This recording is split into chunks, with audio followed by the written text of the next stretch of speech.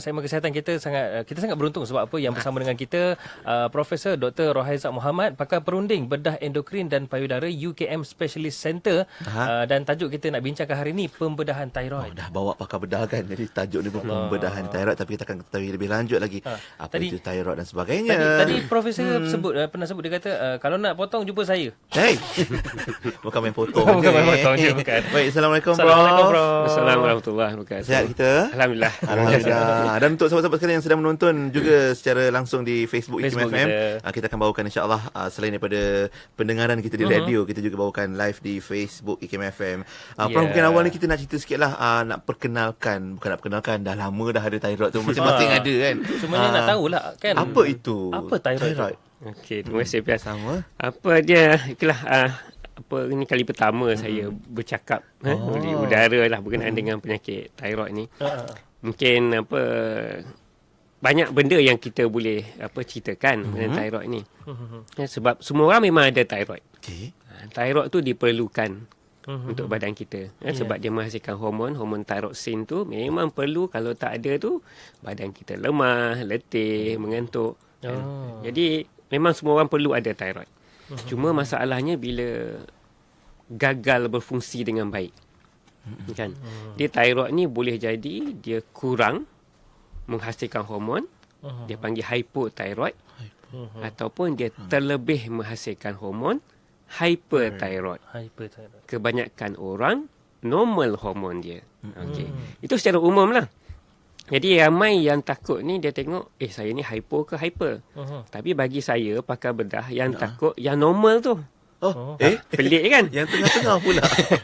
Sebabnya bila yang normal tu kadang-kadang kan dia bengkak, hormonnya normal, bagi test normal. Baik. Jadi dia kata saya dah test darah ni normal aja. Tapi bengkak. Betul ke saya penyakit thyroid? Betul. Jadi penyakit thyroid tak semestinya hormon tak normal. Hormon tak normal. Hormon normal pun boleh jadi. Hormon normal pun ada penyakit. Dan kanser, hormonnya normal. Itu menakutkan tu. Ya Allah. Faham. Dan apa tu hormon thyroid ni diperlukan untuk tenaga. Untuk tenaga. Metabolisme lah. Metabolisme thyroxine tu. Baik, tadi Doktor ada sebut, Prof ada sebut tentang hyper dan hypo. Sistem kita ni sebenarnya kalau ikutkan berjalan dengan lancar. Jadi apa antara yang menyebabkan terganggu sistem tu? Hyper atau hypo? Okey. Memang sepatutnya kita ni normal kan. Jadi ada sistem lah Allah dah jadikan kepada dalam badan kita ni. Sistem ni perfect. Kan. Cuma kenapa jadi itu banyak sebab kan. Antaranya ialah kalau kita kurang mengambil iodin. Kalau kurang kandungan iodin, hormon kita rendah. Bila hormon rendah, thyroid itu akan membengkak. Sebab dia nak menghasilkan lebih banyak hormon. Dia kena bekerja lagi kuat. Jadi dia bengkak. Lepas tu hormon tu jadi normal balik lah bila dah bengkak. Kan? Ada kes-kes badan kita tidak dapat menghasilkan hormon dengan baik. Itu pun masalah juga. Jadi hormon tu rendah, otak kita akan sense kata hormon tak cukup, thyroid tu akan membengkak. Ada penyakit-penyakit yang khusus yang kita doktor pun tak tahu sebenarnya apa penyebab dia. Kan? Contoh dianya kalau penyakit yang hypo ni dia panggil Hashimoto thyroiditis. Nama Jepun tu. Nama Cik Hashim pun disebut. Hashimoto thyroiditis. Itu disebabkan oleh antibodi dalam badan yang merosakkan thyroid kita. Boleh juga jadi macam tu. Boleh jadi. Ada satu lagi penyakit Grave disease. Grave ni bukan kubur, nama orang. Nama orang. Grave disease. Yang tu pula antibodi dihasilkan menyebabkan thyroid tu menghasilkan lebih banyak hormon. Jadi hyper. Jadi benda-benda macam ni kita pun tak boleh nak tahu kenapa orang ni dapat, orang ni tak dapat kan. Maksudnya bukan sebab ada pemakanan ke, faktor pemakanan ke, gaya hidup ke. Pemakanan tu sebab, tapi di Malaysia ni bagi saya tak ada masalah pemakanan ya, sebab pertamanya kebanyakan kita mengambil garam laut kan. Garam yang hasilkan laut. Dari garam daripada laut ni memang ada iodin. Dan saya rasa kebanyakan orang makan ikan kan, ikan laut semua tu pun dah ada iodin. Kan, jadi dari segi kandungan iodin tu dah, keperluan iodin tu dah mencukupi. InsyaAllah. Kan. Alang-alang Prof cakap tentang makan ni, kita Yalah. makan makanan tu akan lalu di tengkuk kita, esophagus dan sebagainya. Betul. Dan thyroid juga kedudukannya, ramai tanya mungkin tengah-tengah ni, kat mana thyroid, macam pernah dengar tapi tak tahu kat mana letaknya. boleh. Mungkin kalau di live di Facebook Itu boleh tunjuk gambar di mana, kan. kan. Kalau dalam poster tu kawasan merah tu macam bentuk kupu-kupu tu, Ya, mungkin betul. di tengkuk kita lah. Di anak tekak tu ke belakang? Bukan nak tekak, bukan. saya risau lah. Sebab selalu guna nak tekak. Okey, kalau tengok dekat gambar kan, gambar yang kita letak tu kan, yang kupu-kupu tu, kan, dia di hadapan saluran kerongkong. Depan saluran kerongkong. Okey. Di belakang saluran kerongkong tu saluran makan kita. Jadi dia macam mencekik lah. Dia mencekik depan saluran kerongkong, di sebelah saluran makan. Sebelah saluran makan. Saluran makan kat tengah. Kerongkong kat tengah juga. Ya. Jadi kalau dia membengkak, dia boleh menekan saluran makan, boleh menekan saluran pernafasan. Itu yang makan rasa sakit tu. Rasa sangkut. Sangkut tu. Dia rasa dia kata makan KFC tu, dia kata sangkut, makan ayam semua kan. Tulang bersaunau ke apa? Tak, rupanya. Jangan makan lah KFC kan. Tapi maknanya kat situ dia boleh menjejaskan makan kita Dan kalau dia pernafasan. buka. Pernafasan pun boleh juga. Ya Prof. Pernafasan ni biasanya orang tak sedar ya, sebab kalau pernafasan tu, saluran pernafasan tertekan sikit, dia tak terasa. Tapi yang paling terasa tu orang yang tidur sebelah dia. Kenapa ya? Berdengkur. Jadi sebelum ni tak pernah berdengkur. Kenapa sekarang ni makin kuat je bunyi? Itu sebab saluran pernafasan tu dah mula sempit. Jadi bila dia bernafas tu dia bunyi. Keinsafan berlaku dalam diri saya. Dan maknanya bila bengkak tu dia akan hitamnya. menghalang saluran makan, saluran pernafasan. Suara juga mungkin. Okey. Prof. Ada kesan, Suara biasanya tak, kecuali kanser. Kalau ada perubahan suara, Ya. kita mesti fikirkan kemungkinan besar bengkak tu disebabkan oleh kanser. Sebab kalau bengkak bukan kanser, dia menolak. Kalau dia menolak, dan dia menolak dengan perlahan, sebab thyroid ni membengkak dengan perlahan. Jadi biasanya tak ada masalah. Saya kata biasanya maksudnya majoriti lah. Tak ada masalah dengan suara. Ya. Tapi kalau kanser ni dia memakan lah. Dia makan makan sel tu. sel kat tepi-tepi tu. Ya. Jadi dia makan urat suara tu berubahlah jadi serak. Jadi simptom-simptom terganggu, simptom-simptom apabila terganggunya jadi hypo atau hyper tu apa? Itu lain. Ini yang hyper tu disebabkan oleh hormon. Okey, baik. Ini baik, tadi baik. yang menelan, yang Penyakit- bernafas, yang suara ni sebabkan lain. oleh benda tu kat situ. Baik. Untuk kalau hyper tadi, yang paling biasalah berdebar. Jantung laju tak ada sebab-sebab, jantung laju macam berlari. Terlebih hormon lah tu. Terlebih hormon lah tu. Hormon lah tu. Kan. Okey. Nak senangnya nak ingat je kalau kita rasa takut. Kan? Berdebar, Ya, ya, berpeluh, kan? Menggigil semua. ya. Itu tanda-tanda hormon terlebih. Hyper tadi. Maksudnya tiba-tiba je. Tiba-tiba je. Ya, baik. Tak buat kerja apa pun jadi macam tu. Kan? Dan benda ni berterusan. Ya, Prof. Kalau kita takut sekali tu habis takut hilang lah kan. Tapi kalau kita yang hyperthyroid ni benda ni berterusan. Alright. Satu lagi ialah yang orang nampaknya aku ni makan kurus lah badan. Kan makan banyak tapi berat badan makin turun. Ramai yang suka tu. Ramai suka, Dia betul. Slim dah slim. Betul. Jadi saya dah slim sekarang ni. Tak tahu yang tu sebenarnya penyakit. Lama. Sakit apa kejap lagi? Hyper. Hyper. Hyper apa? Apa juga? Hyperthyroid juga. Hai, boleh kurus. Dia terlebih tapi kita yang kurus. Kau yang terlebih, aku yang kurus macam tu kan. Kejap lagi kita akan sambung Prof. Ya, Mungkin ya, Prof.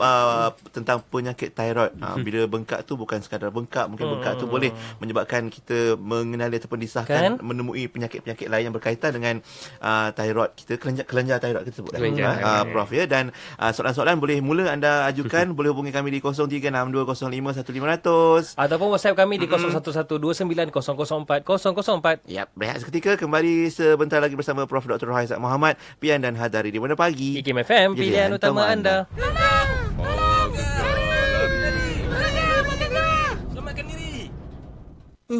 lega rasanya. Gegar pun dah berhenti.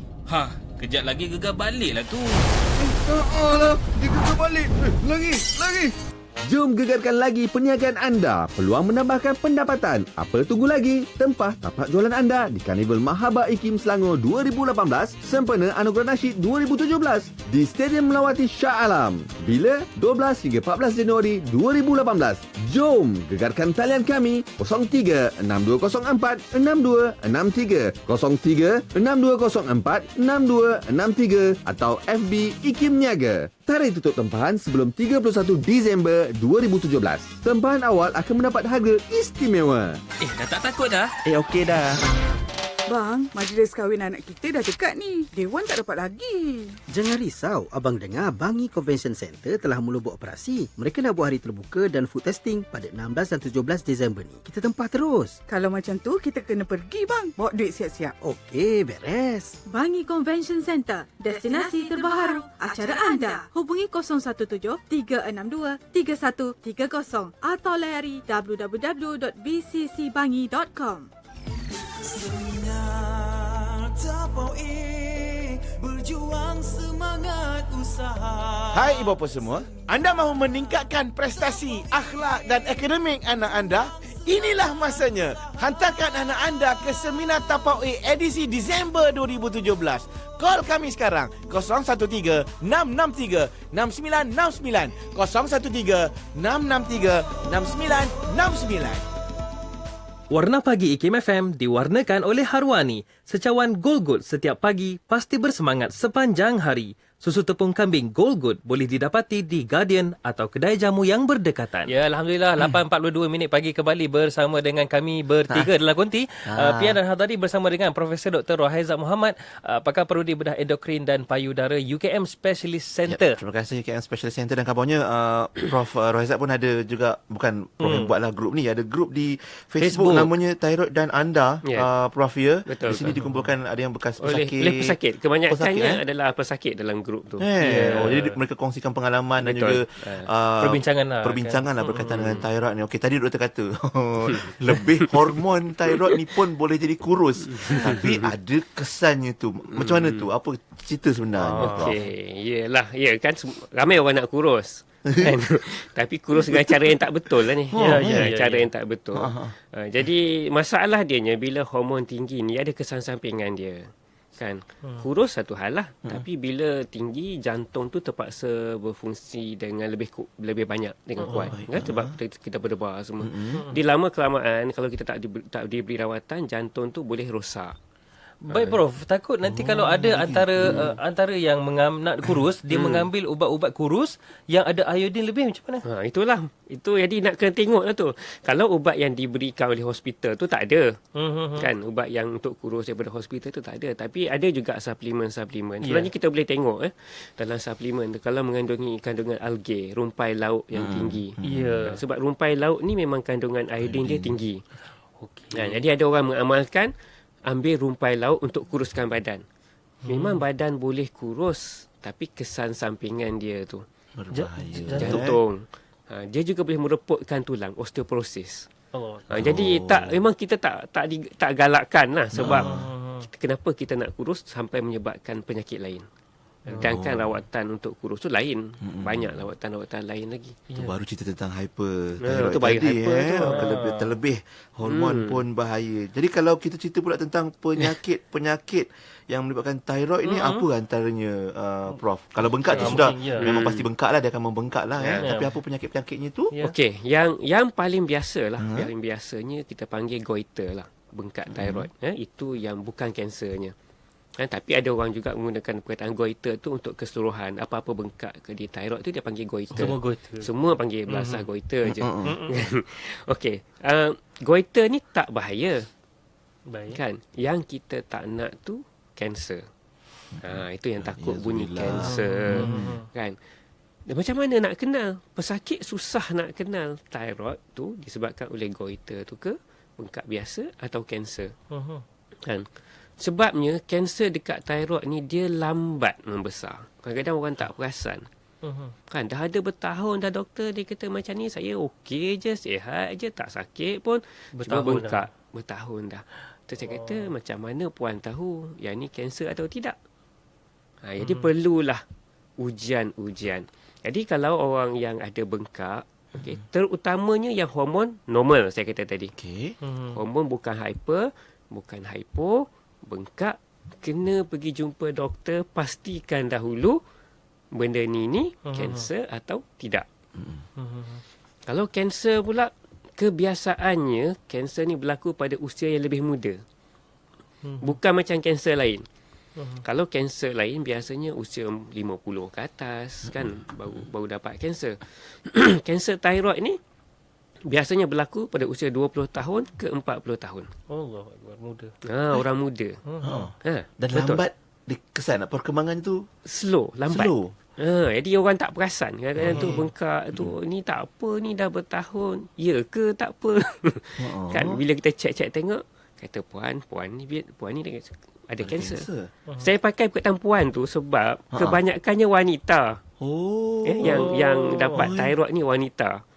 Kalau dari segi rasionya 4 wanita, seorang lelaki. Bukanlah orang lelaki tak dapat. Boleh dapat. Jangan kan? senyum sangat lah. Jangan senyum sangat. Takut. Tadi goiter Ya. Dan apa ada lain? Prof, ada sahabat kita bertanya apa pula beza dengan tonsil? Lain tu. Jauh beza. Jauh beza tu. Tonsil tu disebabkan oleh bengkak kelenjar kat dalam kerongkong. Dalam kerongkong. Itu lain. Thyroid ni dekat luar, dekat bawah. Kalau orang lelaki dia panggil apa ni? Halkum.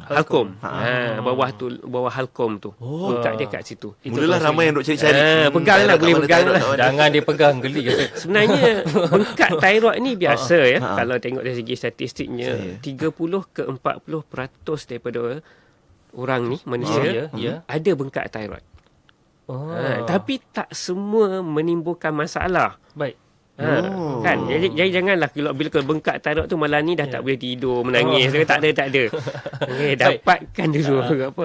Baik Prof, selain daripada goiter, okey, banyak lagi kalau kita mengajar medical student tu kita kata bagi 10 sebab. Kan? Sebab banyak lagi bengkak-bengkak kat sini. Ada yang bengkak sis, ada bengkak kelenjar, mungkin juga bengkak lemak, mungkin bengkak daging. Banyak lagi bengkak-bengkak lain. Kan? Jadi tak semestinya bengkak di leher tu disebabkan oleh thyroid. Cuma cara yang paling mudah kita nak kenal pasti bengkak thyroid atau tidak, bila kita menelan, bengkak tu akan bergerak ke atas. Kita nampak dia boleh bergerak. Gerak-gerak pun. Kalau bengkak yang bukan thyroid, dia tak bergerak. Lebih senang lagi minum air lah. Cuba minum air. Tengok dia bergerak ke tidak. Kalau dia bergerak tu, maknanya dia thyroid. Kalau tak bergerak tu, bukan thyroid. Saiz bengkak tu macam mana? Kalau bengkak saiz ni macam mana? Paling besar dia boleh sampai besar mana? Paling besar boleh jadi 1 kilo. Masya Allah. Ya ke? Itu tak apa lagi. Masalah yang besar ni bila dia masuk ke dalam dada, kita panggil retrosternal goiter. Dia masuk ke dalam dada. Jadi kita kena korek lah daripada atas. Baik Prof, ada kita punya pendengar di Facebook kita ni katanya anaknya ada thyroid. Mengapa matanya besar sebelah? Salmiah Abdul Rahman. Kaitannya? Kebanyakan yang melibatkan mata ni disebabkan oleh penyakit hyperthyroid tadi. Hyperthyroid yang grave disease tadi. Kalau tadi saya ada maklum pasal antibody kan? Jadi antibody ni menyebabkan thyroid tu overactive, jadi hyper. Dia juga menyebabkan mata tu berbonjol keluar. Kalau kita tengok kan setengah orang tu mata dia tu macam nak terkeluar kan. Macam bengkak. Keluar kan. Itu disebabkan oleh penyakit grave disease ni. Kalau tak dirawat penyakit kalau hormon dia tak stabil, mata tu akan jadi makin teruk. Jadi rawatan tu perlulah. Dan dia ada efek juga. Dia akan beri kesan pada mata. Mata ni masalahnya kalau mata bonjol keluar, kita tidur malam, mata tak tutup rapat. Jadi bila bangun pagi, mata tu pedih lah. Dia ada kesan-kesan sampingan yang berpanjangan juga. Prof, ramai juga yang bertanya macam mana dengan beguk, Prof? Adakah sebahagian daripada berpunca dari thyroid? Okey, thyroid ni salah satu penyebab beguk lah. Beguk ni bagi saya istilah tu terlalu umum. Kan? Apa-apa bengkak Di leher tu orang panggil beguk lah. Tapi macam saya kata tadi lah, bengkak di leher ni banyak sebab-sebab dia. Nak kena tengok dulu sebenarnya yang mana satu. Salah satunya ialah thyroid. Macam tu Salah lah. satu. Thyroid ni salah satu daripada punca beguk. Tapi sebenarnya bukan main asal bengkak je, letak nila dan sebagainya. Tak ada. Bukan, Satu yang saya nak tanya ni, Prof. Katalah kita bincang tentang thyroid ni. Adakah penyakit yang berkaitan dengan thyroid ni boleh membawa maut? Soalan yang cepu mas kot. Ada. Saya tak kata tak ada ya. Terutamanya kanser lah. Kanser yang berlaku pada usia yang lebih tua. Baik. 50 ke atas. Dia panggil anaplastic thyroid cancer. Kalau dapat kanser tu memang rawatan tu tak banyak. Kalau peringkat awal adalah harapan sikit. Tapi kalau jenis tu biasanya 3 ke 6 bulan pesakit akan meninggal. Kerana boleh membawa maut adalah. Itu maknanya jangan kita ambil mudah. Sebab masalahnya saya cakap tadi, kita tak tahu yang mana satu yang kita penyakit kita kan. Sampailah kita buat ujian semua tu barulah kita tahu. Okey, baik Prof. Sebelum kita berehat dan kejap lagi kita nak cerita tentang ni lah, kalau dah disahkan ada penyakit thyroid, apa rawatan-rawatan yang dinasihatkan, dan mungkin kenapa boleh bawa sampai kepada pembedahan Prof. Kejap lagi, tapi kita ada soalan-soalan juga daripada sahabat pendengar kita. Mungkin Prof boleh pakai headphone tu untuk kita dengarkan soalan daripada sahabat kita. Pertamanya Puan Lin dari Puchong Boleh Prof? Boleh. Menjala wayar. Menjala wayar ni itulah. Sabarlah Prof ya. Okey, insya-Allah. Silakan Puan Lin. Okey, saya sebelum ni memang ada penyakit hyperthyroid. Jadi saya dah buat treatment dan mengambil radioaktif iodine dalam masa rasa dalam 3-4 tahun yang lepas lah. Jadi selepas saya ambil radioaktif iodine, berat badan naik. Tapi sekarang ni macam dah reading okey, tapi berat badan tak boleh nak turun sangat. Jadi saya nak tanya, ada tak benda yang boleh macam mana nak dapatkan untuk turunkan berat badan dia? Sekarang ni macam cepat letih. Jadi saya nak tengok ada tak yang untuk solvekan problem ni lah. Baik. Puan Lin, dan satu lagi soalan Prof, Puan Ciu dari Seri Kembangan, silakan. Assalamualaikum. Saya ada soalan. Baru-baru ni saya didiagnos ada bengkak di leher di dalam thyroid sebesar 2.5 cm. So tapi saya dah buat CT scan, saya dah pergi jumpa pakar thyroid. Lepas tu dia cuma cakap saya perlu follow up lagi 6 bulan. Jadi saya nak tahu sama ada bengkak tu ada kemungkinan akan membesar lagi atau membahayakan sistem pernafasan saya, ataupun mungkin akan salah satu faktor boleh jadi cancerous ke.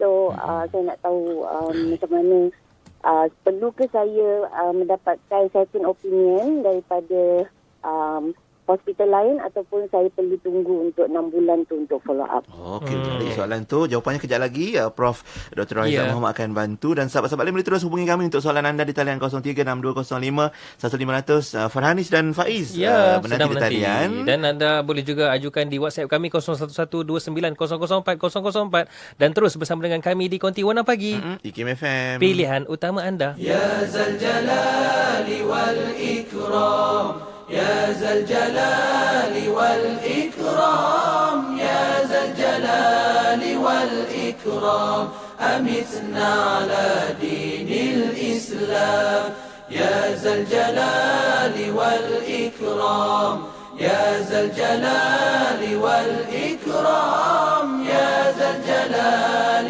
والإكرام، أمتنا على دين الإسلام، يا ذا الجلال والإكرام، يا ذا الجلال والإكرام، يا ذا الجلال والإكرام، أمتنا على دين الإسلام، أمتنا على دين الإسلام، أمتنا على دين الإسلام. pendapatan setahun RM36,000 darab 2.5% sama dengan RM900. Simpanan RM50,000 darab... Sibuk mengira nampak? Macam jawab ujian matematik. Tengah kira zakat yang perlu saya keluarkan tahun ni. Pergi je ke Lembaga Zakat Selangor yang dibuka setiap hari sepanjang Disember ini. Sasa kiranya pasti dah tepat. Hubungi kami di 13884343 atau layari www.zakatselangor.com.my #kongsi rezeki. Oh sayang, abang ada hadiah istimewa. Hadiah apa bang? Namanya Nuraisa, pasti sayang suka. Hah? Apa sah? Abang ni cakaplah betul-betul. Nuraisa Beauty, bersih dan suci. Mesra wudukmu dah dicuci. Wah, Nuraisa Beauty. Produk kecantikan yang mudah dipakai, dicuci dan mudah ditanggalkan. Memang mesra wuduk. Nuraisa Beauty. Hai Syah, lama tak jumpa. Makin bertenaga, cantik berseri lagi. Apa tipsnya? Aku amalkan susu kambing Tok Ali setiap hari. Produk susu kambing Tok Ali ni dah 9 tahun di pasaran. Meningkatkan metabolisme badan, mengimbangi kadar kolesterol dan pelbagai khasiat lain. Mari sini aku tunjuk website Dima. www.csm2u.com.my. Pelbagai variasi rasa ada. Asli, coklat, madu, kurma. Info terbaru produk susu kambing Tok Ali, senarai outlet, semua lengkap ni ha. Ada produk berasaskan kopi lagi. Dial 019-229-3025. Jangan lupa 019-229-3025. Wah, dapat yang ni memang selesa. Senang dijaga, letak kepala dan bahu. Mesti lena ni. Ceria je bang hari ni. Apa ni? Abang duk cakap pasal bantal hotel DAG. Bagus kualiti ni tau. Taraf hotel mewah. Abang, cepatlah beli bantal hotel jenama DAG ni untuk saya dan anak-anak. Okey, nanti bagi tahu semua kat kawan-kawan beli bantal DAG tau. Okey abang. Layari FB Das Abdur Global. #Bantal Hotel DAG. Ingat bantal hotel, ingat jenama DAG.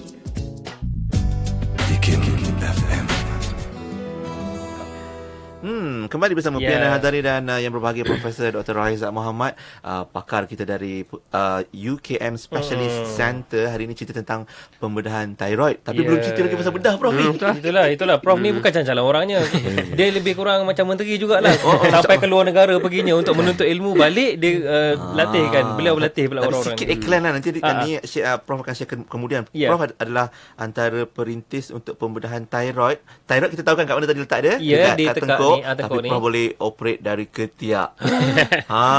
Boleh pula. Tak berparut pun leher kita tu. Macam mana kejap lagi lah. Tapi kita nak tolong sahabat-sahabat kita yang bertanya tadi, Prof. Puan Lin tentang iodin, ambil iodin 3 tahun, berat naik, tak turun. Okey. Macam mana tu? Okey, yang Puan Lin tadi kan, dia mendapat rawatan radioiodin untuk penyakit hyperthyroid. Biasanya penyakit grave disease lah. Jadi apa yang dibuat dengan radioiodin ni, dia mematikan sel. Kan? Jadi kesan radioiodin tu berterusan. Maksudnya pada peringkat awal mungkin dia punya thyroid hormon tu normal. Tapi lama kelamaan thyroid tu makin kurang berfungsi disebabkan oleh kesan berterusan radioiodin tu. Dia akan jadi hypothyroid. Hypo. Bila jadi hypothyroid, orang perempuan tak suka. Kenapa? Sebabnya berat badan naik. Masalah di situ. Kalau hypothyroid ni berat badan naik, letih, walaupun makan tak banyak, berat badan naik, badan lemah, kan? Susah nak buat kerja, kan? Jadi apa yang perlu dilakukan Puan Lim tu ialah untuk check dulu dia punya thyroid test, thyroid function test. Dia adalah T4, T3, TSH dia. Kalau hypothyroid ni TSH dia tu tinggi. Dan kalau tinggi, maknanya dia perlukan rawatan ubat thyroxine. Tapi kalau hormon test dia normal, tak boleh blame thyroid lah. Orang lain pun boleh gemuk juga kan. Tak semua gemuk tu disebabkan oleh penyakit thyroid. Satu lagi kemungkinan, ingat tak saya kata tadi, kalau hyperthyroid dia kurus. Jadi bila dia dah normal, dia akan balik kepada berat badan dia yang sepatutnya. Idea. Iaitu lebih besar daripada masa dia hyper. Baik. Jadi dia kata, kenapa pula saya gemuk sekarang? Sebab masa hyper tadi, dia kurus disebabkan dia hyper. Sekarang ni gemuklah sikit sebab dah tak hyper. Dia tak puas hati pula kata. Tak puas hati pula. Bila kawan cakap lah, apa khabar? Gemuk nampak? Hyperthyroid, dia jawab. Masa akan hyper jadi dia kembali, kurus. dia boleh kembali pada kepada saiz normal, kembali normal. pada saiz yang sepatutnya. Jadi dia kenalah exercise apa, kurangkan diet dia semua macam biasalah. Macam perempuan-perempuan lain lah. Itu dia. Maknanya saat itu kita kena sentiasa cakna dengan status kesihatan. Tapi saya galakkan Puan Lim tadi buat Pemeriksaan ujian darah untuk taraf function test sama ada beliau ni betul-betul normal ataupun dah jadi hypo. Okey. Puan Ciu tadi Prof, bengkak leher 2.5 cm dan CT scan dan sebagainya, mungkin Prof boleh bantu. Okey, biasanya lah untuk ini masuk dalam bahagian ujian lah ya. Apabila seorang tu ada bengkak pada thyroid, kelenjar thyroid, antara dua test yang perlu dibuat terlebih dahulu, satu ialah test thyroid tadi. Ujian darah. Itu untuk menentukan sama ada hyper atau hypo atau normal. Okey. Yang kedua, kita buat ujian ultrasound. Dalam kes Puan Ciu tu dia buat CT scan ya. Sebenarnya ultrasound pun dah cukup. Ya, ultrasound tu, daripada ultrasound tu kita akan tentukan sama ada bengkak tu perlu dibuat ujian biopsi. Kadang-kadang orang takut ya sebab ujian biopsi ni dia kata ambil daging ke, ambil sel sahaja. Nak cucuk kat mana? Kat leher. Tu yang bunyi cucuk kat leher tu terus takut kan. Sebenarnya jarum yang kita pakai tu kecil saja. Sama dengan jarum untuk ambil darah kat lengan. Tapi kalau tempat position dia tu kat leher tu yang dia. Sebenarnya ujian tu perlu untuk tentukan sama ada dia kanser atau tidak. Ada jenis-jenis kanser tak dapat dipastikan juga dengan ujian ni. Sampaikan perlu pembedahan. Maksudnya ujian tu peringkat awal, kalau kita dah tahu kanser atau tidak, kita boleh tentukan rawatan susulan. Kalau bukan kanser, dah pasti dah bukan kanser dengan ujian test, dah cucuk, dah buat ultrasound bukan kanser. Pesakit tu tak perlu menjalani pembedahan. Okey, baik. Boleh dipantau. Itu yang tanya tadi kan? Yang tanya 6 bulan, kita pantau boleh. Kita buat scan lagi sekali. Kalau tak membesar, simpan aje lah. Pada normal lah insya-Allah InsyaAllah. Baik Prof, sebelum masuk bab pembedahan dan juga potong-memotong ni, kita alu-alukan soalan daripada pendengar kita di WhatsApp ni. Katanya, Assalamualaikum Prof, sepupu saya bila mengandung akan kena thyroid dan keadaan dia nampak teruk. Tapi bila dah tak mengandung nampak okey pula. Jadi boleh ke thyroid menyerang pada keadaan tertentu dan boleh balik keadaan asal? Boleh ke pasang surut? Boleh. Memang boleh. Sebab perubahan dalam badan kita semasa mengandung. Jadi biasanya kesemua perempuan yang mengandung dia akan mendapat pemeriksaan thyroid. Doktor pakar bahagian pesakit puan akan memeriksa thyroid dan akan buat ujian darah. Kan? Dan dari situ dia boleh tengoklah sama ada darah tu mencukupi, terlebih ataupun normal. Kalau normal sekalipun bengkak tu boleh berlaku. Tapi selepas dia bersalin, biasanya dia tak surut seperti sebelum bersalin. Dia surut sedikit, tapi dia bengkak sedikit. Lagi banyak dia mengandung, dia makin besar, makin besar, makin besar. Tapi bukanlah bermakna tak boleh mengandung. Dah tak pernah mengandung. Bukan. Dia boleh. Dia boleh membesar secara perlahan. Tapi akan surut balik lah bila akan lepas surut balik. Tapi lahirkan. bukanlah balik kepada normal lah. Sebab memang dia dah ada penyakit goiter tu. Cuma goiter tu membengkak dengan lebih besar semasa mengandung disebabkan perubahan hormon dalam badan. Dan difahamkan sewaktu akil balik juga akan turut mengalami. Betul. Perubahan hormon semasa akil balik pun. Kita panggil dari segi perubatan, kita panggil physiological goiter. Goiter yang berlaku disebabkan oleh perubahan fisiologi. Baik, perubahan fisiologi tu normal tapi normal. Tapi menyebabkan sebab dia memang dah ada. Dah ada masalah. Cuma masalah tu tak jelas sangat. Dan anda masih muskil kenapa letaknya di leher. Itu yang macam mengandung bengkak kat leher. Hormon tu seluruh badan. Dia seluruh badan ada Prof kan. Tapi banyak ke situ pula. Itu kena jadi doktor lah. Itulah betul. Sebab itulah kita serah pada pakarnya. Baik Prof, macam mana pula kalau seseorang yang datang mengadu ada bengkak di leher atau ada menyebut tentang thyroid, bagaimana nasihat Prof untuk rawatan dan juga mungkin bagaimana boleh jadi juga pada membawa kepada pembedahan tu. So macam saya kata, pertama kita kena pastikan dulu apa penyakit ni ya. Sama ada penyakit ni kanser atau bukan kanser. Saya tumpukan kepada bukan kanser sebab yang bukan kanser ni paling banyak sekali. So bila kita lakukan pembedahan untuk bukan kanser, satunya yang banyak berlaku ialah sebab nampak tak elok. cosmetic reason. Orang tegur, apa kat leher kau tu? Tak lawa kan? Itu antara yang paling banyaknya. Kenapa leher pula mancung katanya? Apa dia? Leher mancung? Kenapa? Itu yang pertama. Yang keduanya, kalau bengkak tu menyebabkan tadilah kesukaran pernafasan, makan, perubahan suara. Ada kesan-kesan dia tak selesa. Okey, kita kata buang. Boleh dibuang. Yang ketiganya, kalau dia membesar dengan cepat.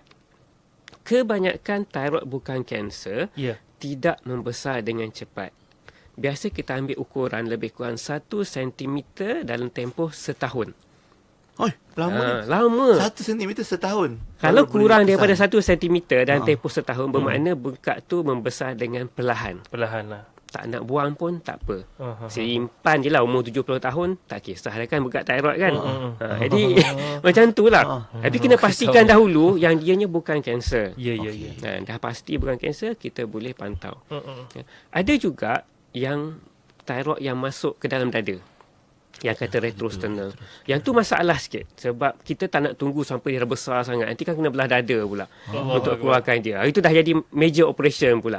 Jadi pada yang jenis yang masuk dalam dada itu, biasanya kita kata sunatlah buang. Wajib tu taklah. Harus kot. Haruslah. Sunat kan lain pula. Haruslah kot. Harus dibuang lah kot. Kan? Sebab kalau dia masuk dalam dada ni, banyak masalah. Banyak benda-benda dalam dada ni. Mungkin akan menekan paru-paru. Bukan paru-paru. Dia menekan kepada salur darah. Salur darah. Salur darah. Menekan pada pernafasan kat dalam. Itu lagi susah lah. Kan? Macam mana Prof boleh kesan yang itu mungkin menyebabkan akan membengkak ke dada? Kita boleh buat X-ray. Kita buat X-ray dada. Kadang-kadang ultrasound pun dah boleh nampak dah. Kan? Kita dah tahu lah. Kita tahu yang dia masuk ke dalam. Kita buat X-ray ataupun buat CT scan lah. Dari situ kita tahulah yang dia dah masuk dalam dada. Baik, jenis-jenis pembedahan. Okey. Pembedahan. Kita nak tahu juga. Okey. Pembedahan ni bergantung kepada jenis penyakit. Doktor dah cuci dengan bukan. Terasa lah bedah nak bedah orang kan. Ya Allah, Prof. Macam tu lah. Dalam konti ni, Prof. Kita ni tukang potong kan. Ya Allah. Bukan tak semestinya jumpa saya tu kena potong. Jangan takut. Dengar nasihat ni dulu. Jumpa aja kena potong tak. Okey. Jadi yang kalau perlukan pembedahan bergantung kepada penyakit. Kalau bukan kanser, kita tengok ada yang kita boleh buang sebelah. Kalau buang sebelah, thyroidnya yang sebelah lagi masih ada. Jadi tak perlu makan ubat. Ada kes-kes kita kena, kalau bengkak dua-dua belah, kita kena buang dua-dua belah. Walaupun bukan kanser. Tapi kalau kanser, kebanyakan, saya kata kebanyakan, kena buang keseluruhan. Dalam kita punya Malaysia Guidelines, kita dah keluarkan, saya ingat tahun lepas ya. Tahun lepas kita keluarkan, guidelines tu ada kes-kes kanser thyroid tertentu, tak perlu buang kedua-dua belah, tak perlu rawatan radioiodin. Ada sekarang ni dah ada garis panduan dia. Tapi kena tahulah. Saya rasa yang tu perlu doktor lah yang tahu kan. Pesakit mungkin tak perlu tahu kan.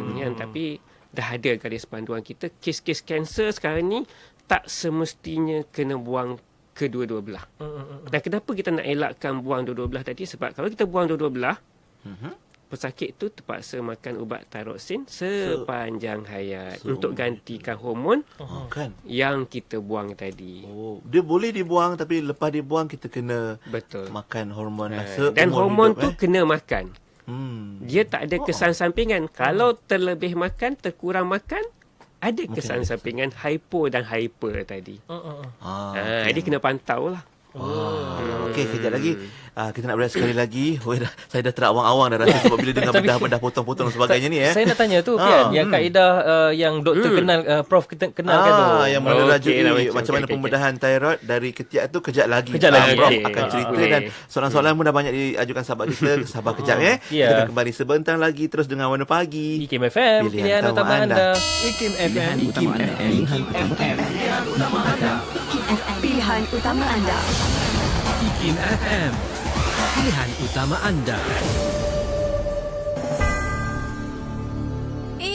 Jangan minum air itu dulu. Kenapa pula? Sebelum minum sesuatu minuman, pastikan kandungan gulanya dulu agar tidak berlebihan. Tahukah anda, berdasarkan kajian pengambilan makanan di kalangan orang dewasa Malaysia 2002-2003, orang dewasa di Malaysia menambah 7 sudu teh gula sehari ke dalam minuman mereka. Amalan pengambilan gula berlebihan ini boleh mengundang pelbagai penyakit kronik, antaranya diabetes dan obesiti. Apa lagi? Ambil langkah sihat. Kurangkan gula dalam minuman, lebihkan manis dalam senyuman. Pesanan ini dibawakan kepada anda oleh IKIM FM, pilihan utama anda. Hai, banyak betul lah kerja kat pejabat ni. Rasa lemah dan tak bermaya je. Amalkan produk Minsyam untuk lebih bertenaga. Ya, dengan mengamalkan produk Minsyam, insya-Allah badan lebih sihat dan bertenaga. Minsyam menawarkan habatus sauda dan minyak zaitun dalam bentuk soft gel lebih mudah diambil. Produk Minsyam sesuai untuk seisi keluarga. Sila hubungi Minsyam di talian 0378450788 0378450788 untuk belian promosi terkini atau terus ke FB kami Minsyam Sindiran Berhad untuk pembelian secara online. Nak ke mana tu Zul? Nak ke kedai Pak Ali. Kenapa tak kedai Pak Abu? Lebih murah. Kedai Pak Ali lagi murah. Taklah, kedai Pak Abu murah. Pak Ali lagi murah. Pak Abu. Pak Ali. Apa-apa je lah, ingin tahu harga barang terendah di kawasan anda? Anda juga boleh kongsikannya bersama kami hanya muat turun aplikasi Price Catcher di Apple Store atau Google Play Store hari ini. Maklumat lanjut, layari Facebook, Instagram atau Twitter @mykpdnkk #caringministry. Khusyuk betul kau menulis, Man. Tak adalah, buat nota sikit nak siapkan tugasan. Respect betul kat kau. Tulis Jawi lagi tu. Apa susahnya? Kat IKIM FM kan ada slot klinik Jawi tiap hari Sabtu pukul 9.30 pagi. Tapi 16 Disember nanti ada kem klinik Jawi. Oh, yang buat dekat Dewan Besar IKIM tu kan? Yuran penyertaan pun RM50 je. Kem Klinik Jawi 16 Disember 2017 di Dewan Besar IKIM. Untuk pendaftaran hubungi 03-6204-6326 atau 0102497996. Layari www.ikim.gov.my untuk maklumat lanjut. Warna Pagi IKIM FM diwarnakan oleh Harwani, susu tepung kambing Gold Good, tinggi dalam protein dan kalsium, tanpa gula tambahan, tanpa hamis kambing. Secawan Gold Good setiap pagi, pasti bersemangat sepanjang hari. Ya, Alhamdulillah kembali bersama dengan Pian dan Hazari. Bukan apa ni, rasa lain macam. Sebab masa off-air, Prof boleh tunjuk gambar yang tapi tak boleh tunjuk kat umum lah. Kita cakap tadi apa, kelenjar thyroid tu bentuknya macam kupu-kupu. Ya Tapi bila dah bengkak, tadi tu berapa berat dia tadi? Lebih kurang? 300-400 Ini salah seorang pesakit Prof minggu lepas. Minggu lepas. Kupu-kupu yang membengkak dan dikeluarkanlah pemudahan tu. Tapi janganlah tunggu sampai bengkak macam tu. Kesian kat saya lah. Lama operationnya. Berapa berat tu, Prof? Itulah hasil lebih kurang 300-400 gram. Berapa jam operation? 4 jam ke 5 jam. Dan itu pemudahan yang belah tu di kawasan tekak tu lah. Tengkuk lah baik. Sebelum kita cerita tentang yang bedah ikut ketiak tu, ada soalan-soalan mungkin yang boleh kita dengarkan dan juga Prof boleh bantu sahabat-sahabat kita. Kita bersama Puan Hajah Sufi dari Melaka. Puan Hajah. Saya sebenarnya macam ada ketulan yang doktor cakap tu kat leher tu macam thyroid kan. Tapi dah pergi check up di Putrajaya. Lepas tu saya daripada tahun 2009 saya dah pergi. Lepas tu saya tengok dia tak ada apa-apa. Dia kata dia test, dia ambil lendir semua, tak ada. Dia kata tak ada macam thyroid punya tu ataupun kanser, tak ada kan. And then lepas tu dalam tahun 2012 tu saya pergi kat Melaka pula buat test kan. Tapi pun dia punya test tu normal, tak ada apa-apa. Jadi saya nak tanya doktor lah, benda tu macam ketulan tu memang ada je tapi tak rasa macam suara tu berubah ke, sakit ke. Jadi benda tu bahaya tak? Sebab umur saya pun dah 60 lebih ke atas kan. Jadi saya nak minta nasihat doktor, ada ke saya biarkan benda tu je macam tu, boleh? Terima kasih. Assalamualaikum. Waalaikumsalam. Macam mana, Prof? Jawapannya. Ni yang saya maklum tadilah. Alhamdulillah bagi saya pesakit ni dia telah menjalani pemeriksaan. Dah buat ujian darah, dah buat scan, dah buat biopsi dan confirm bukan kanser. Kan? Memanglah kita manusia kan tak ada ujian atas dunia ni yang 100% bertepat. Betul. Kan? Tapi kita dah buat ujian tu, kita boleh katakan 99% tepat. Kan? Dan kalau dah confirm bukan kanser, memang tak perlu, tak semestinya saya kata dibuang. Boleh dipantau. Kalau benda tak membengkak, biar je lah kat situ. Biasanya saya akan advise setahun sekali lah, paling tidak pergi jumpa doktor setahun sekali, buat pemeriksaan. Takut kita tak perasan dia membengkak. Kan? Jadi benda ni tak sakit. Kan dia membengkak, kita tak perasan kan. Jadi dan juga kita nak tengok takut ada perubahan. Saya bukan nak menakutkan sesiapa, tapi memang thyroid ada risiko untuk bertukar jadi kanser. Jangan pula sekarang ni, lepas ni semua orang nak operate tapi risiko dia tu teramat kecil, lebih kurang 1%. Maksudnya dalam 100 orang yang ada sakit thyroid tu, hanya seorang sahaja yang bertukar jadi kanser. Dan nak kenal pasti tadi, salah satunya yang perubahan suara ataupun yang membengkak dengan cepat. Dan kalau kita buat scan tu, kita nampak perubahan kepada scan tu, menyebabkan kita suspek yang ni dah bertukar jadi kanser. Tapi kalau macam tadi tu dah 2 tempat pergi, InsyaAllah. Alhamdulillah bagi saya tu insyaAllah kan dalam usia 60 tahun tu, saya rasa tak mungkin benda tu akan membesar dengan cepat. Baik. Prof, sikit Prof, ada soalan satu ni Prof, soalan hangat juga ni. Katanya dari Jamal Hassan ni di Facebook kita, katanya mohon pencerahan kesan merokok kepada penyakit-penyakit berkaitan thyroid. Okey. Secara directnya tak ada. Bukanlah saya bagi isap rokok. Secara directnya tak ada kesan kepada thyroid. Tapi merokok tu secara umumnya memang tak baik untuk kesihatan. Tapi kalau kita nak directkan relate kepada thyroid tu tak ada lah. Maksudnya dia akan mengganggu sistem yang akan mengganggu secara keseluruhan. Macam mana tadi Prof Dr. Rohaizat Mohamad adalah juga perintis kepada pembedahan thyroid. Itulah. Ketiak tu belah mana Prof? Highway dah ada ramai juga yang nak guna laluan lama, jalan lama. Dengan kabarnya kalau di Korea, di Jepun, mereka lebih prefer pembedahan dari ketiak. Kenapa ada yang memilih Prof? Macam mana? Macam ni lah. Saya pun belajar benda ni di Vietnam. Saya pergi ke Vietnam belajar teknik ni. Sebab orang Asia ni dia concern sangat dengan parut di leher. Dia tak nak parut berada di leher. Kalau boleh parut tu tersorok di tempat lain. Jadi cara dia ialah kita buat melalui ketiak. Kanan kiri? Bergantung kepada belah mana lah. Kalau bengkak tu bengkak belah kiri, kita buat belah kiri lah. Ketiak kiri lah. Ketiak kiri. Jauh. Jadi parutnya tak besar. Cuma teknik ni biasanya kita tengok case to case. Maksudnya kalau orang yang gemuk susah nak buat teknik tu. Orang yang leher pendek pun susah. Kalau bengkak yang besar lebih per 5 cm pun susah. Dan jadi kita limitkan kepada kes tertentu. Dan biasanya kalau kanser pun kita elakkan gunakan teknik tu. Kita takut nanti tak habis buang. Maaf bertanya Prof, adakah dia lebih kurang macam kita kalau sebut bahasa mudah dia macam tebuk? Cara tebuk lah. Jadi parutnya 1 cm je kat dalam ketiak. Ya Allah. Kan? Dia parutnya kecil.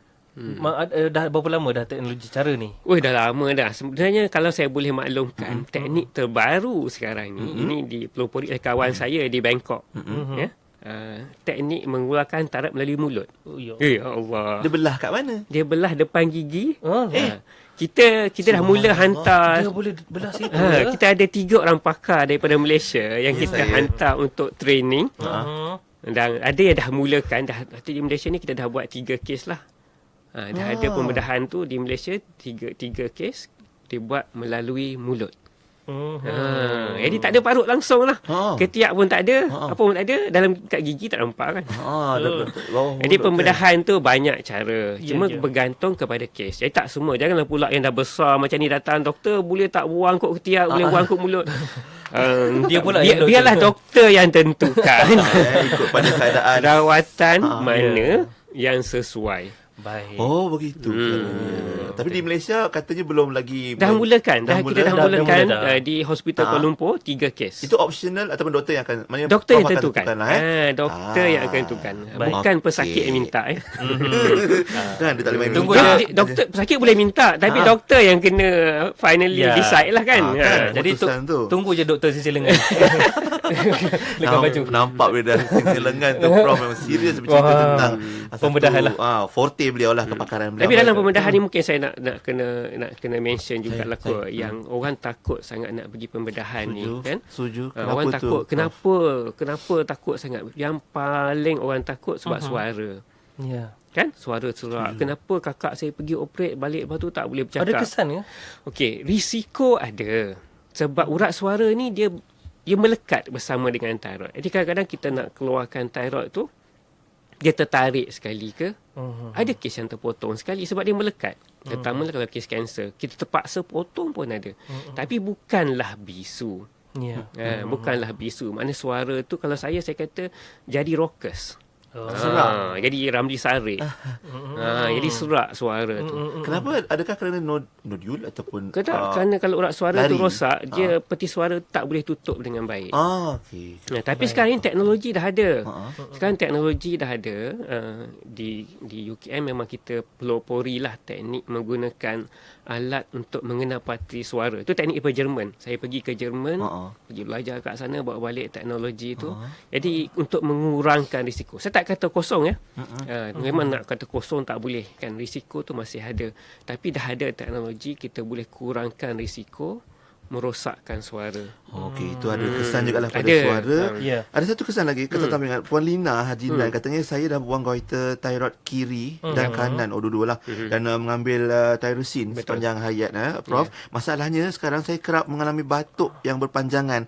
Adakah ada kaitan dengan thyroid? Batuk dan thyroid. Okey. Peringkat awal kemungkinan ada kaitan, tapi sekarang ni dah buang. Kan dah buang tu, benda tu dah tak menekan kan. Jadi sepatutnya tak ada lah. Tak ada kaitan lah dengan thyroid tu. Mungkin kena periksa tengok, mungkin batuk tu sebabkan penyakit lain. Okey, baik, insyaAllah jawapannya.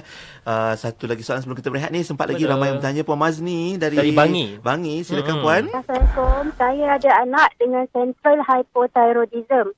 Okey, menurut doktor kalau hypo badan naik kan, tapi anak saya ni dia kurus, susah nak naik berat badan. Ada beza ke central hypothyroidism dengan hypothyroid? Ada ism-ism tu. Apa beza ism tu? Satu lagi soalan Prof, kalau boleh kita kumpulkan sebelum kita berehat. Puan Mahida, silakan. Suami saya ada masalah thyroid. Sekarang dia amalkan ubat Camazole 10 miligram lah. Tapi semenjak di Kemalangan, mata dia tak boleh tengok dengan jelas. Maknanya dia kena dipegang, dibantu. Kesan daripada thyroid tu. Itu pun selepas saya dah jumpa dengan doktor pakar. Adakah thyroid suami saya ni perlu diberi rawatan yang lebih lanjut, maksud saya pembedahan. Itulah saya nak tahu sekarang ni. Sebab apa sekarang ni, sebab di leher suami saya tu memang dia macam bengkak tapi berkelenjar. Bengkak, nampak dia bengkak, sangat kelenjar. Lepas tu saya kena kawal thyroid suami saya ni 3 bulan sekali. Kena bawa cek darah untuk pastikan dia punya bacaan thyroid tu tidak rendah, tidak tinggi. Untuk kawalkan pengambilan ubat dia. Tapi ketara sangatlah mengikut kata doktor pakar, thyroid tu ganggu penglihatan suami saya. Sampai sekarang suami saya memang penglihatan dia tak jelas lah, tak boleh memandu apa semua. Kadang-kadang dia boleh terlanggar barang, nak turun tangga pun tak jelas macam tu. Itu saja. Terima kasih Puan Mahida. Kita nantikan jawapan daripada Prof sebentar lagi. Kita berehat kejap je, akan kembali selepas ini. Di Mana Pagi, IKIM FM, pilihan utama anda.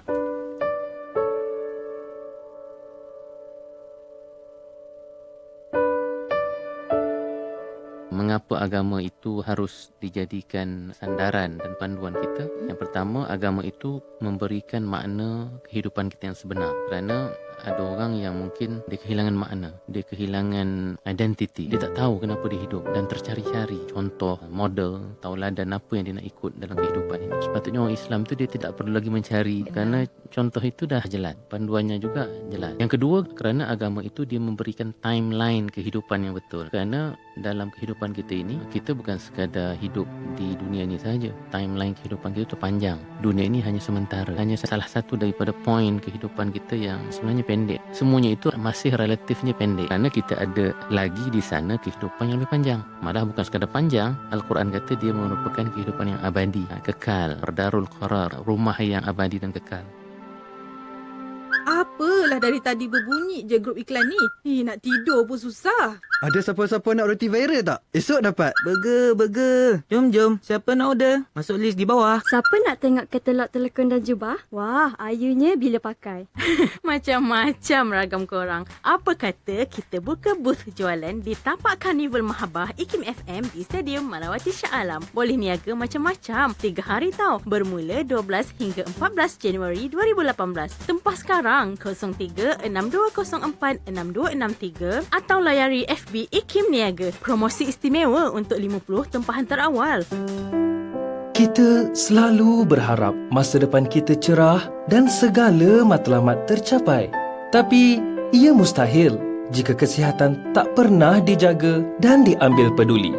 Hai, saya Tajdid Hadari, Duta Haruani. Secawan susu tepung kambing Gold Good setiap pagi pasti bersemangat sepanjang hari. Ia boleh didapati di Guardian atau kedai jamu yang berdekatan. Bang, jom pergi umrah masa cuti sekolah ni. Dengannya tabung haji travel ada promosi istimewa. Harga pakejnya cuma dari RM5,790 je bang. Murah tu. Ya ke? Macam menarik je. Ada ke lagi promosi tu? Ada lagi bang. Tabung haji travel lanjutkan hingga bulan Januari tahun depan. Patutlah ramai yang pilih tabung haji travel. Dahlah murah, servisnya pula berkualiti. Agensi umrah terbaik sejak 45 tahun lah katakan. Layari thts.com.my atau hubungi 0192897624 0192897624 untuk info. IKIM FM, pilihan utama anda. Sikit lagi masa kita untuk segmen kesihatan bersama Profesor Dr. Rohaizat Mohamad, pakar perunding bedah endokrin dan payudara UKM Specialist Center, UKMSC. Ya, sekejap saja masa berlalu dan kita masih lagi bincangkan tentang pembedahan tiroid. Jom Prof, kita bantu sahabat kita tadi. Pertama di talian Puan Mazni, anaknya tu. Anak dia yang hypothyroid kan. Jadi kalau anak ni biasanya disebabkan oleh benda tu berlaku peringkat awal lagi lah. Sama ada dia tak thyroid tu tak tumbuh dengan baik lah. Kata saya dia kata dia central hypothyroid rasanya yang menyebabkan oleh kelenjar PT3 dan sebagainya lah. Jadi hypothyroid dalam kes macam tu memang anak tu kena makan thyroxine sepanjang hayat. Kemungkinan besar benda dia akan berterusan. Kenapa dia jadi tak gemuk tu? Sebabnya kalau hormon normal dia tak akan jadi gemuk. Kalau dia hypothyroid tu barulah dia akan jadi gemuk. Sekarang dengan rawatan thyroxine tu menyebabkan hormon tu dah normal. Okay, tak perlu runsing lah. Kan? Tapi kalau dia kurus ke, kalau hormon normal, itu bukan, jadi thyroid tu bukan penyebab dia kurus. Mungkin sebab nak kena penyakit penyakit lain lagi lah. Baik, insyaAllah. Tapi ada beza dengan apa yang disebutkan tadi dengan hypothyroid dengan central hypothyroid? Central itu salah satu bentuk hypothyroid. Satu bentuk. Baik. Yang kedua tentang suami Puan Mahida tadi, yang mata tadi. Ini saya ada maklum tadi kan, kalau penyakit Graves disease ni antara kesannya mata tu dia berbonjol keluar dan kabur juga. Okey, kalau mata tu dah bonjol keluar dan dia punya otot-otot dia semua tu dah tak boleh berfungsi dengan baik, memanglah dia menyebabkan kabur. Kan? Jadi bagi siapa yang bertanya tu? Puan Mahida. Suami Puan Mahida tu memang perlu satu ialah berjumpa dengan pakar mata untuk bahagian mata. Untuk thyroid, kalau penyakit yang bengkak thyroid yang menyebabkan mata yang berbonjol, kita biasanya galakkan pembedahan untuk keluarkan semua thyroid. Sebab dengan cara macam tu lebih mudah untuk kawal sakit dia, penyakit dia. Kalau dengan keadaan sekarang ni 3 bulan sekali dia kena buat test untuk pastikan thyroid tu normal. Tapi kalau kita dah buang semua tu, kita bagi ubat thyroxine. Ubat thyroxine lagi stabil, lagi mudah nak kawal dia. Mungkin perlu hanya cek setahun sekali saja. Kan? Jadi biasanya dalam kes-kes yang mata tu dah bonjol keluar, kita lebih galakkan. Bukan wajib sebab penyakit Graves disease ni, thyroid yang hyper ni boleh juga dirawat dengan rawatan ubat. 40% boleh baik dengan rawatan ubat. Tak boleh rawatan ubat, boleh juga rawatan radioiodin. Kalau tak boleh radioiodin, pembedahan. Ada pilihan. Mana bergantung kepada pesakit lah nak pilih yang mana satu. Dan doktor pun ada pilihan dia. Ada kes-kes kita kata ini lebih sesuai radioiodin, ini lebih sesuai ubat, ini lebih sesuai dengan operation. So saya kata itulah, bila doktor bagi tahu tu dengarlah kan. Jangan tak percaya pula. Janganlah pula percaya. Takut nak jumpa doktor. Dah jumpa doktor pakar tak nak percaya pula kan. Siapa yang pakar punya? Kan. Kadang tu ada yang dah ada thyroid, kemudian jumpa doktor kata tak apa ni, okey je ni. Dia tak percaya. Dia tak percaya. Doktor dah kata okey, dia tak percaya. Dia nak suruh buang juga. Itu macam mana tu? Okey, Prof, itu ada. Terima kasih Prof yang banyak ada membantu sahabat-sahabat kita yang bertanya soalan sama ada di WhatsApp, di Facebook dan juga Instagram kita, termasuk di talian. Mungkin di hujung ni Prof ada pesanan. Sebelum tu satu soalan pendek. faktor genetik. Faktor Adakah juga keturunan, akan mempengaruhi thyroid? Macam ni lah, kalau dalam keluarga kita ada penyakit thyroid dan kemungkinan tu lebih tinggi. Tapi tak semestinya, sebab kita kata penyakit ni balik lebih berdasarkan kepada faktor-faktor lain juga. Bukan genetik sahajalah. Tapi kalau orang yang ada keturunan tu, kemungkinan untuk dia dapat tu lagi tinggi. Kena jalani pemeriksaan lah. Kena jalani pemeriksaan. Okay, baik. Mungkin apa pesanan Prof pada kami semua? Okey, Prof. ya, saya rasa yang paling penting sekarang ni ialah nak tengok balik kepada penyakit thyroid ni, ujian darah hanya untuk menentukan fungsi dia. Bukan menentukan penyakit thyroid. Lain tu. Sebab saya tak nak nanti orang kata dah pergi cek, dah buat ujian darah, normal doktor kata tapi bengkak. Tak semestinya benda tu bukan penyakit thyroid. Nak kena buat ujian, saya kata tadi, ultrasound ataupun biopsi kalau perlu, selain daripada ujian darah. Dah pasti semua, bukan bermasalah, bukan kanser, nak simpan kan? Kalau perlu kita buang. Tak semestinya kita buang. Yang perlu jumpa doktor dulu. Buat pemeriksaan dan kita tentukan apa kita nak buat selepas tu. Dapatkan nasihat dari pakar lah. Betul. Dan Betul. fakta yang sahih juga. Betul. Dah jumpa ulama lah kan? Kan yang berilmu, orang yang ada lebih arif, ilmunya. Betul. Untuk sama ada dapatkan nasihat untuk perubatan dan juga kalau perlu pembedahan, memang kena jumpa pakar lah. Jangan main taram aja. Dan jangan takutlah dapatkan bantuan Dapatkan doktor, opinion, kan? dapatkan second opinion, third opinion pun boleh, fourth opinion pun boleh. Kan ada khilaf ulama kan? Doktor pun sama ada khilaf juga. Baik, terima kasih. Baik, kami di Konti Warna Pagi mengucapkan terima kasih kepada Yang Bahagia Profesor Dr. Rohaizat Mohamad, pakar perunding bedah endokrin dan payudara UKM Specialist Center atas perkongsian pembedahan thyroid. Okey, doktor dah boleh buka sing lengan tu. Boleh dah. Saya risau je sepanjang on air. Terima kasih banyak Prof. Jumpa lagi insya-Allah lain masa. Assalamualaikum. Waalaikumsalam warahmatullahi wabarakatuh. Alhamdulillah, itu dia perkongsian kita untuk pagi ini, segmen kesihatan kita dengan tajuk pembedahan thyroid. Harap dapat manfaat untuk sahabat-sahabat yang mendengar dan menonton di Facebook. Terima kasih juga UKMSC, UKM Specialist Center. Minggu depan kita sambung untuk segmen kesihatan. Berehat seketika, terus bersama kami dan kami perdengarkan saat ini salah satu lagu yang layak finalis ke peringkat akhir. Ya, betul tu. Nantikan di Januari nanti teruskan bersama dengan kami di Warna Pagi IKIM FM, pilihan utama anda.